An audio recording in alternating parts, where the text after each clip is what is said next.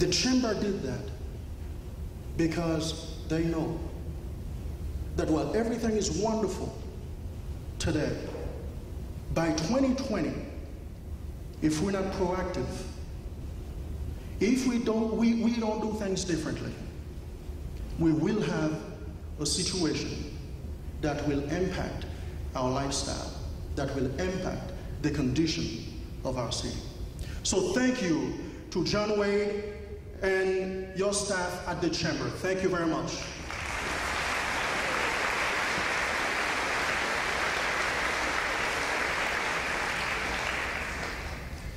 We also have so many other partners who came around and they've been doing so many things to support our district.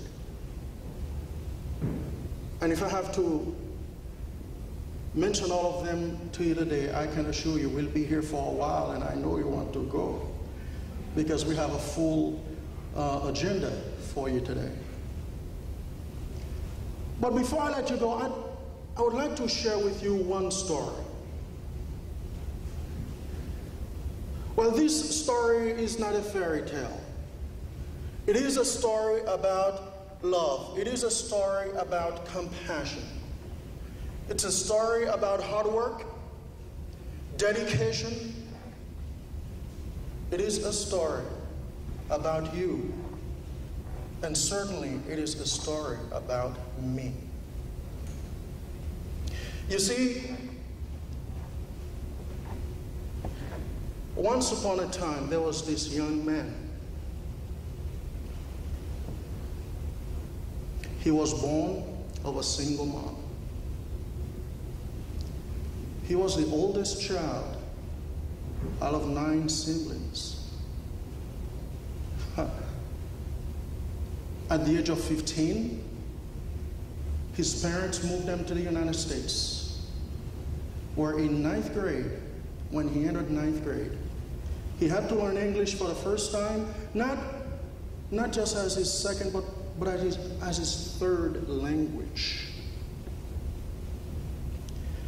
Now, according to all of the statistics, and you know them better than I do, according to the conventional wisdom, there is absolutely no way such a young man could have finished high school on time. No way, it's impossible. That's not what the data says. But you see, in 3 years, at the age of 18, I was at Brooklyn College, graduated high school, taking college classes. Now, I'm not sharing this story about my life to tell you that I got lucky, or I'm not trying to tell you that I am one of the outliers. Because I strongly believe that the only reason why I am standing here before you as the superintendent of schools is because of one teacher who had an impact in my life. One teacher, my teacher, Barbara Huntman. She saved me from myself. One teacher.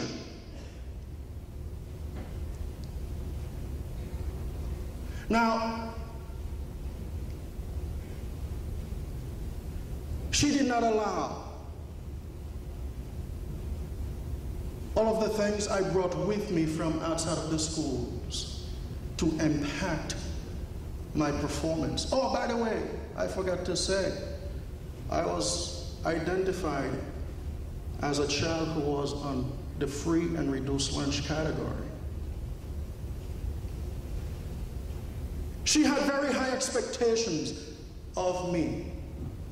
In fact, sometimes I believe that she had higher expectations of me than she did of the other students. I didn't like it then, but boy, do I thank her today. My teacher. And sometimes I have the audacity to believe that the only reason why she came into this world and the only reason why she became a teacher was so she could prepare me so I could be here before you today.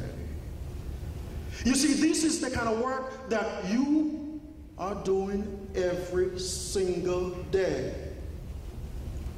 You are working very hard. You are touching the Romain Dallamans, the Mohammed, the Bill, the Julie, the Susan. You are touching our students' lives each and every day.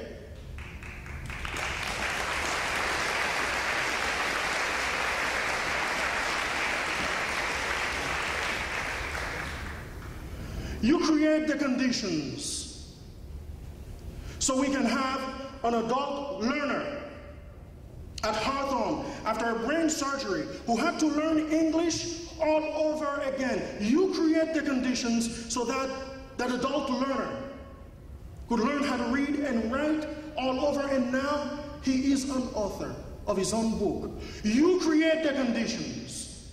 You create the conditions so that we can have the best planetarium in the country and the world right here in this building. You create the conditions so that we can take our students who are 3 to 4 years behind in reading to become proficient in a matter of very short time. You create the conditions so students who are failing math can pass algebra and geometry. You create the conditions so our students can be fully prepared for a 21st century multi-ethnic global economy. You create the conditions so I can be here standing before you today.